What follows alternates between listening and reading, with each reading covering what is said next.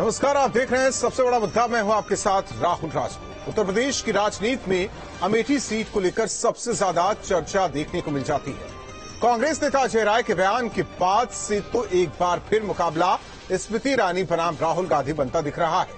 केंद्रीय मंत्री स्मृति ईरानी ने पूछ लिया कि क्या राहुल गांधी अमेठी से लड़ने वाले हैं। वो डरेंगे तो नहीं, दूसरी सीट पर तो नहीं भाग जाएंगे। दरअसल कांग्रेस नेता अजय राय ने स्मृति ईरानी को लेकर अमर्यादित भाषा का इस्तेमाल किया, जिसके बाद राजनीति गर्मा गई है। वार पलटवार का दौर शुरू हो चुका है, लेकिन सवाल यही खड़े हो रहे हैं कि क्या सियासत अब लटके झटके पर आ गई है। अमेठी की लड़ाई लटके झटके पर आई। महत्वपूर्ण सवाल, सियासत में झटके मर्यादा से क्या भटके नेता। सियासी विरोध में जुबान क्यों बहकी। 24 के लिए अमेठी में बिछने लगी अभी से सियासी बिसात। बस जुबानी के सहारे सियासत आखिर क्यों। इन्हीं सवालों के साथ मेहमानों से चर्चा, लेकिन एक रिपोर्ट।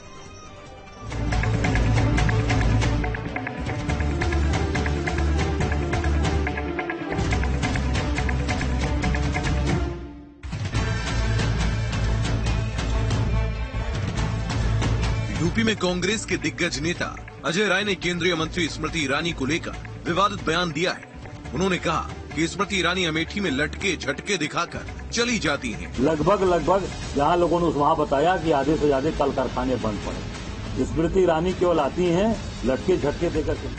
अजय राय के इस बयान पर केंद्रीय मंत्री स्मृति ईरानी ने पलटवार करते हुए कहा कि गांधी परिवार को खुश करने के लिए ऐसे बयान दिए जाते हैं। स्मृति ईरानी ने कहा कि इस तरह की मानसिकता से गांधी परिवार खुश होता है। देखिए, कांग्रेस पार्टी में भारतीय सेना के ऊपर अभद्र टिप्पणी करना, सेना के लिए इस प्रकार के अपशब्दों का इस्तेमाल करना, महिला जनप्रतिनिधि जो उनके अध्यक्ष को हरा चुके हों उनके खिलाफ अभद्र टिप्पणी करना, अथवा स्वतंत्रता संग्राम में सम्मिलित साधारण हिंदुस्तानियों को कुत्ता कहना। ऐसा क्यों है कि कांग्रेस के नेताओं को लगता है कि इस प्रकार के निम्न वर्ग के शब्दों का इस्तेमाल कर, गाली देकर, क्यों उन्हें लगता है कि गांधी खानदान खुश हो जाएगा। अजय राय के बयान पर आजमगढ़ के सांसद दिनेश लाल यादव निरहुआ ने भी निशाना साधा है। देखिए, वो लोग उलझुल बात करने के अलावा और कुछ कर नहीं सकते हैं। कांग्रेस नेता अजय राय स्मृति ईरानी पर दिए अपने बयान पर कायम है। उन्होंने टिप्पणी पर बात करते हुए कहा कि उनकी मंशा ईरानी के अपमान की नहीं थी, ये उनकी आम बोलचाल की भाषा है। एक हमारे आम चलन की भाषा है गिरीश जी, कि भाई लटके झटके में लोग चलते हैं, बात करके चल देते हैं। झटके से उठे चल दिए, लटके मतलब एक इस तरह की बातें आती हैं। वो कोई असंसदीय भाषा या कोई मैंने ऐसा कोई किसी का अपमान करने के लिए नहीं बोला है। ये हमारे यहाँ बोलचाल की भाषा है इधर की, उस तरह से हम लोगों ने इस तरह की बात का इस्तेमाल किया। वहीं अजय राय के इस बयान पर बीजेपी ने मुकदमा दर्ज करवाया है। बीजेपी के महिला मोर्चा की जिला अध्यक्ष पुष्पा सिंह की तहरीर पर पुलिस ने मामला दर्ज किया है। साथ ही राष्ट्रीय महिला आयोग ने कांग्रेस नेता अजय राय को 28 दिसंबर को दोपहर 12 बजे तक पेश होने के लिए नोटिस भेजा है। आपको बता दें, कांग्रेस के भारत जोड़ो यात्रा जनवरी के पहले हफ्ते में यूपी पहुंचेगी। उससे पहले ही विवाद शुरू होने लगा है। Team news state. मेहमान जुड़ जाए, सबसे पहले परिचय करा दे। साक्षी दिवाकर जी, प्रवक्ता बीजेपी। इसके अलावा डॉक्टर दयाराम भार्गव जी, प्रवक्ता एसबीएसपी। डॉक्टर अभिषेक राय जी, प्रवक्ता समाजवादी पार्टी। आप तीनों मेहमानों का चर्चा में स्वागत है। साक्षी दिवाकर जी, आम बोलचाल की भाषा अब अजय राय से बता रहे हैं। देखिए, अगर ये आम भाषा ही है तो क्या ऐसे शब्द का इस्तेमाल वो सोनिया गांधी जी के लिए इस्तेमाल करेंगे? क्या वो प्रियंका गांधी जी के लिए इस्तेमाल करेंगे? चलिए, ये तो इनके बहुत बड़े नेता हैं। क्या अपनी बेटी के लिए इस्तेमाल कर सकते हैं? अगर ये आम भाषा ही अपनी बहन के लिए इस्तेमाल कर सकते हैं, तो जो ये सोच है महिलाओं के लिए, तो इसे बदलने की आवश्यकता है। कांग्रेस में आज ये पहली बार नहीं हुआ, इससे पहले भी अभी हाल में ही जब राष्ट्रपति जी बनी थी तब उन्हें राष्ट्रपत्नी बोल के संबोधित किया गया था। तो जिस तरीके की ये मानसिकता है इनकी, यही कारण है कि देश की आधी आबादी की जिस तरीके से ये बेइज्जती करते हैं, जनता इन्हें पसंद नहीं करती और लगातार इनका ग्राफ गिरता चला जा रहा है। एक सवाल अभिषेक राय जी आपसे है। सुचिता राजनीति में होनी चाहिए, लेकिन अगर देखा जा रहा है पिछले कई सालों से, देखिए बयान को लेकर शब्दों की जो मर्यादा होती है वो नेता लांघ जाते हैं और कई बार चुनाव में ये बैकफायर कर जाता है।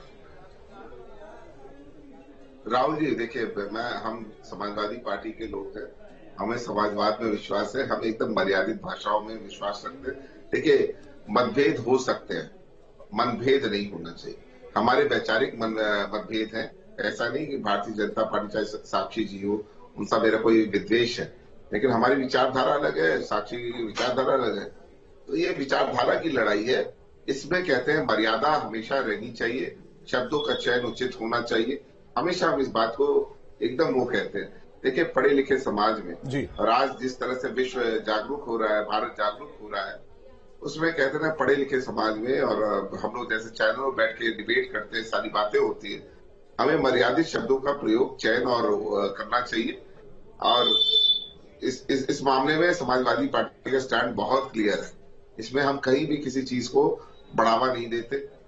हो सकता है अजय राय जी की क्या मंशा है, क्या नहीं है, तो वही बेहतर बता सकते हैं। उन्होंने बताया भी होगा या कांग्रेस के प्रवक्ता लोग बता सकते हैं, लेकिन समाजवादी पार्टी का बस स्टैंड बहुत क्लियर है।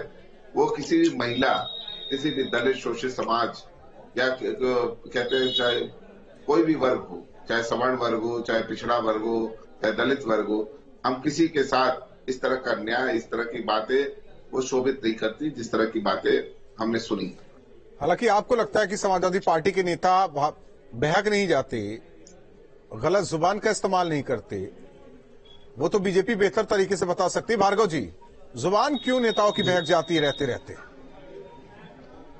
देखिए, कायदे में किसी को भी किसी प्रकार की ऐसी टिप्पणी करने से बचना चाहिए जिससे समाज में एक प्रकार का जहर घुले या उन्माद पैदा हो। इससे हर किसी को बचना चाहिए, चाहे मेरी पार्टी का कोई हो, चाहे किसी पार्टी का हो। खासकर जहां महिलाओं को अगर सम्मान दे नहीं सकते तो उनके सम्मान के साथ छेड़छाड़ भी ना हो। जी, सुरेंद्र भारतीय समाज पार्टी 18 दिसंबर 2022 को मऊ के जनपद के मैदान में इसीलिए महिला हक अधिकार महारैली का आयोजन किया है। राहुल भाई, आपने देखा होगा 75 साल की आजादी में सभी पार्टियों ने राज किया, सुरेंद्र भारतीय समाज पार्टी की सत्ता नहीं बनी, लेकिन हम लोगों ने जब से यह पार्टी बनी है, महिलाओं के हक अधिकार की हमेशा चर्चा सुरेंद्र भारतीय समाज पार्टी के नेता आदरणीय ओम प्रकाश राजभर करते रहे। जैसे महिलाओं ने आकर उनसे कहा अध्यक्ष जी से कि साहब जो है शराब का मुद्दा इतना विकट है कि हमारे लोग जो परिवार के, चाहे हमारा आदमी हो, चाचा हो, लड़का हो, कोई भी हो, वो दारू पी करके आता है, किस तरह घर में प्रताड़ना करता है, उससे हमारे बच्चों का भविष्य खराब होता है, हमारी विकास की पहिया रुक जाती है। तो ऐसा क्यों ना हो कि जो है शराबबंदी होना चाहिए। तो उसी को लेकर के मऊ के मैदान में महिलाओं को एकत्रित करके उनको अपना हक अधिकार दिलाने के लिए आदरणीय ओम प्रकाश राजभर जी ने कहा है। इसी तरह आपने देखा होगा 543 543 जो है लोकसभा सांसद है, उत्तर प्रदेश में 403 विधायक है। अगर महिलाओं का आंकड़ा आप देखेंगे, देश में आज प्रथम जो नागरिक है, महामहिम राष्ट्रीय महोदया आज महिला है। अब ऐसे देख लीजिए, तमाम आप जिलों में जाएंगे जहां पे महिलाओं की संख्या कोई डीएम है, एसडीएम है, इस तरह का जब आता है तो क्यों ना, जैसे आप देखेंगे निकाय चुनाव में इनको आरक्षण है, इनको आरक्षण है, प्रधानी में इनको आरक्षण है, नगर पंचायत में आरक्षण है, तो क्यों नहीं इस समय देश में Bharatiya Janata party double engine की सरकार है, महिलाओं को 50 बड़ा आरक्षण क्यों नहीं लोकसभा और विधानसभा में देती? अब आप उधर चले गए, बात को लेकर आप उधर चले गए भार्गव जी। साक्षी जी, लेकिन साक्षी जी, पाक साफ बता रही है समाजवादी पार्टी अपने आप को। देखिए, समाजवादी पार्टी पे तो इस समय टिप्पणी करना नहीं चाहूंगी, क्योंकि ये समाजवादी पार्टी के ही नेता की बात थी कि लड़के हैं, गलती हो जाती है। तो रेप जैसे घिनौने अपराध के लिए जब इस तरीके की टिप्पणी दी जाती है तो इससे ज्यादा शर्मिंदगी वाली बात कुछ हो नहीं सकती। फिलहाल अगर हम कांग्रेस की बात करें तो 1966 में जब इंदिरा गांधी जी प्रधानमंत्री बनी थी तो वो जो दौर ऐसा था जिस समय कई देश ऐसे थे जिनको वोट, जहां पे महिलाओं को वोटिंग का राइट तक नहीं था।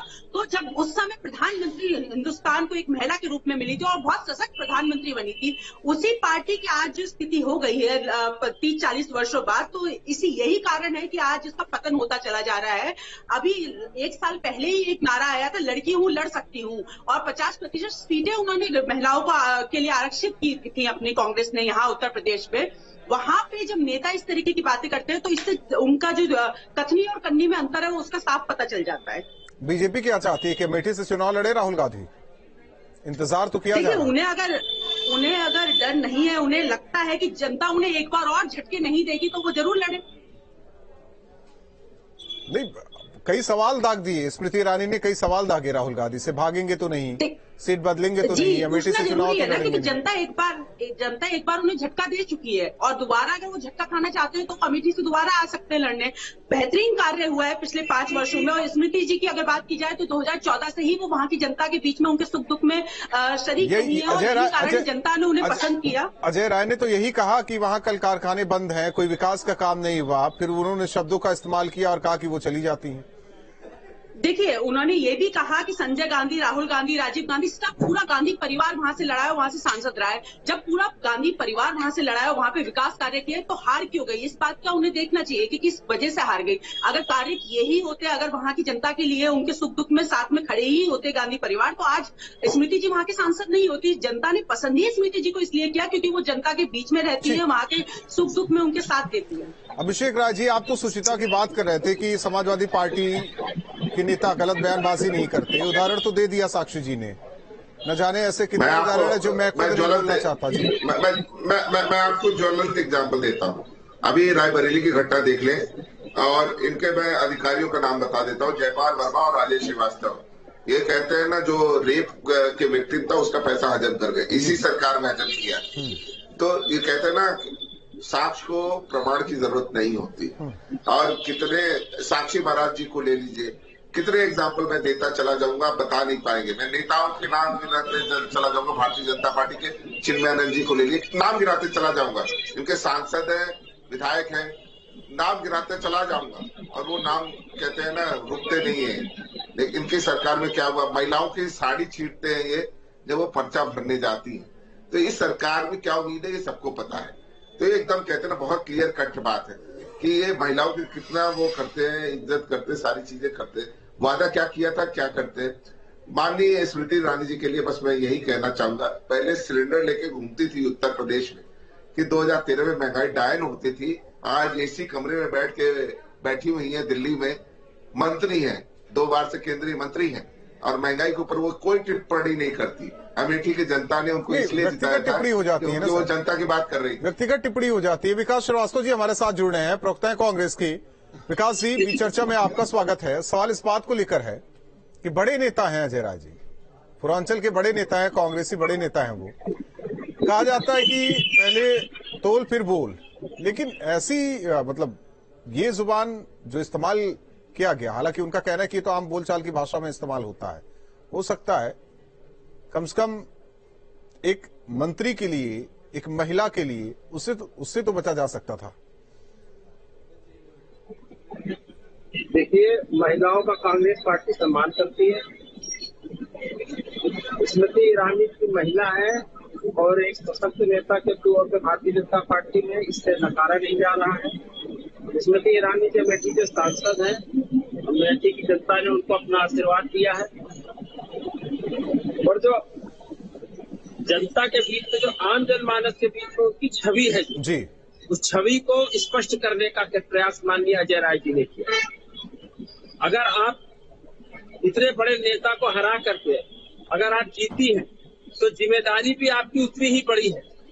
राहुल गांधी का पद और भारतीय राजनीति में जो जगह है, उस जगह पर स्मृति ईरानी एक इंच भी टिकती नहीं है। पर इसके बावजूद वो अमेठी की सांसद है, तो उनको अमेठी के विकास की ओर ध्यान देना चाहिए, ना कि इस नुक्ताचीनी और छोटी मोटी बातों को लेकर। तो विकास श्रीवास्तव जी, भारतीय जनता पार्टी के पास जन मुद्दे नहीं रह गए। स्मृति ईरानी ये राहुल पूछ रही गांधी को मुद्दा बनाती है, उनकी बातों को मुद्दा बनाती है भारतीय जनता पार्टी। सुनिए विकास जी, स्मृति ईरानी ये पूछ रही है, अगर ठीक है उन्होंने नहीं किया तो क्या राहुल गांधी अमेठी आएंगे, वापस चुनाव लड़ेंगे, कहीं भाग नहीं जाएंगे, लोकसभा में 2-2 सीटों से चुनाव नहीं लड़ेंगे? देखिए, माननीय राहुल गांधी जी हमारे सर्वमान्य नेता हैं। उनकी शान में जितनी गुस्ताखी भारतीय जनता पार्टी और स्मृति ईरानी ने किया है, उसको याद दिलाने की जरूरत नहीं है। आप अपनी लाइब्रेरी चेक कीजिए, लगातार आपका पूरा 2 दिन चल जाएगा।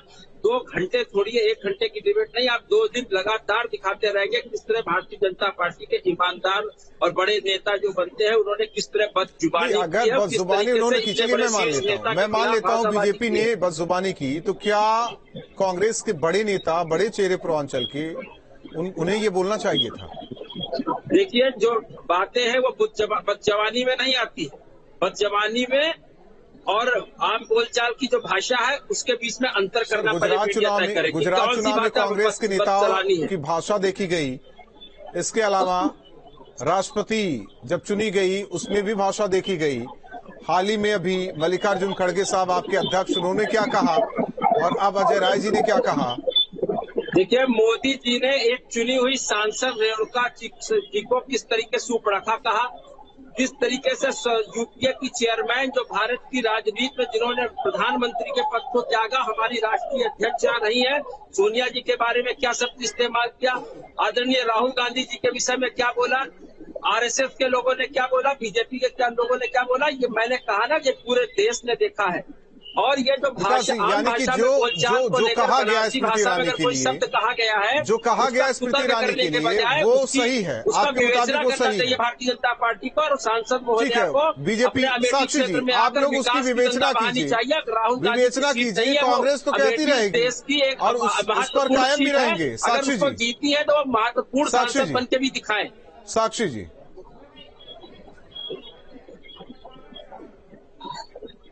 देखिए, जनता जानती है कि कौन सी पार्टी में महिलाओं का सम्मान होता है, कौन सी में नहीं होता है। अभी कार्य की बात कर रहे थे कि माननीय स्मृति जी ने वहां पे क्या क्या कार्य किए हैं। अगर इन्होंने कार्य किया होता तो क्या 70 वर्षों के बाद वहां पे मेडिकल कॉलेज मिला होता अमेठी की जनता को? वहां पे बाईपास की समस्या इतने समय तक थी कि अभी तक नहीं हो सकता था। सेंट्रल में हमेशा तो कांग्रेस रही है कि सैनिक स्कूल वहां नहीं मिल सकता था। तो अन्य प्रकार की जो विकास योजनाएं हैं वो 70 वर्ष तक अमेठी को उसका इंतजार करना पड़ा। इंतजार उनका तब पूरा हुआ जब स्मृति जी वहां पे सांसद बन के गई है। तो लगातार भारतीय जनता पार्टी का जो जनता का जो समर्थन है स्मृति जी के लिए इसलिए बढ़ा क्योंकि वहां पे वो कार्य करती रही, जनता के बीच में हमेशा मौजूद रही।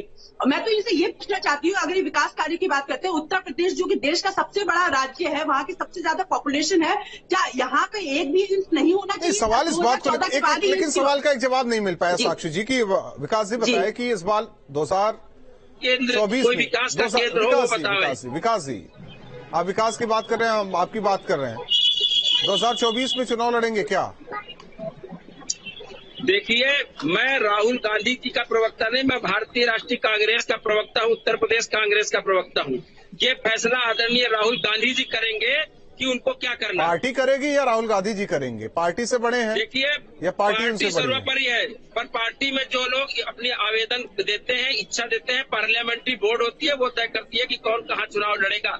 अगर वो पार्टी ने सोचा कि साउथ से लेकर के भारत के हर कोने तक पहुंचना है और राहुल गांधी जी एक ऐसे नेता हैं जो पूरे भारत में सर्वमान्य है, तो उन्होंने चुनाव लड़ा। और ये कोई पहली बार राहुल जी ने नहीं लड़ा, चिकमंगलुरु से श्रीमती इंदिरा गांधी जी ने भी चुनाव लड़ा है और बेल्लारी से सोनिया जी ने भी चुनाव लड़ा है। और ऐसा ही भारतीय जनता पार्टी के भी जो शीर्ष नेता थे माननीय अटल बिहारी वाजपेयी जी, उन्होंने भी किया। और ये परंपरा भारतीय राजनीति में पुरानी है। भार्गव जी एक सवाल आपसे आरएसएस के कार्यकर्ता पहले जिन्हें हम मास लीडर भी कहते थे, की जरूरत है, जिन्हें हम जननेता कहते थे, उनकी भाषा बेहद सरल और सुचिता वाली होती थी। लेकिन हुआ क्या है, आगे निकलने की होड़ से मच गई है क्या? एक दूसरे दल को, उनके नेता को नीचे दिखाने की एक कैसी कोशिश है? आखिर समाज में क्या संदेश चाहता है? पूछा जा रहा है जी। देखिए, सैफरान कलर की बिकनी के पीछे चाइना की जमीनों को 20,000 करोड़ एकड़ की जमीन को कब्जा कर लिया है चाइना ने। और इसके बाद वो दीपिका पादुकोण की सैफरान बिकनी में चला गया पूरा मुद्दा। अगर भारतीय राजनीति में मीडिया और समाज के कुछ ऐसे महत्वपूर्ण, ये भार्गव जी से है सवाल, हालांकि देर आए, हमें लगता है कि आपको वक्त देना चाहिए, लेकिन भार्गव जी से सवाल है। भार्गव जी आवाज आ रही है आपको? दयाराम जी आवाज सुन पा रहे हैं?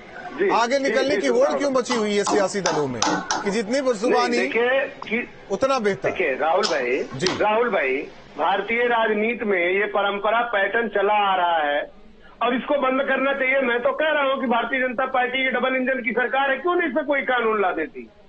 कोई भी राजनीतिक दल हो, कोई भी सामाजिक कार्यकर्ता हो, किसी भी प्रकार का अगर इस तरह का एजेंडा फैलाने का काम करता है जिससे समाज में द्वेष फीड़, एक प्रकार का माहौल खराब हो या किसी महिला के प्रति अभद्र टिप्पणी आता हो जो उसके अधिकार से हनन महसूस होता हो, उस पर कानून लाइए। हम उसका स्वागत करते हैं, लेकिन जब तक ये कानून नहीं बनेगा, आप उम्मीद सरकार से करते हैं, लेकिन जो उम्मीद आम जनमानस अपने नेताओं से करता है उस पर तो खरे नहीं उतर रहे नेता, बस जुबानी चालू है, अभद्र भाषा का इस्तेमाल लगातार जारी। एक मिनट देखिए, शो को खत्म कर रहे हैं। बहुत बहुत धन्यवाद आप चारों मेहमानों का हमारे साथ जुड़ने के लिए। जाहिर तौर पर जिस तरीके से बयानबाजी हो रही है भारतीय राजनीति में, वो वाकई इस समाज में मान्य नहीं है। नेताओं को सोचना होगा, उन्हें माननीय का दर्जा दिया जाता है, उन्हें माननीय कहा जाता है, बावजूद इसके ऐसी भाषा का इस्तेमाल जिसका आकलन वोटर्स करे, वो वोटर्स करे जो ऐसे नेता को अपना लीडर मानते हैं, अपने समाज का लीडर मानते हैं। क्या ये सही है हमारे समाज के लिए? सबसे बड़ा मुद्दा में बस इतना।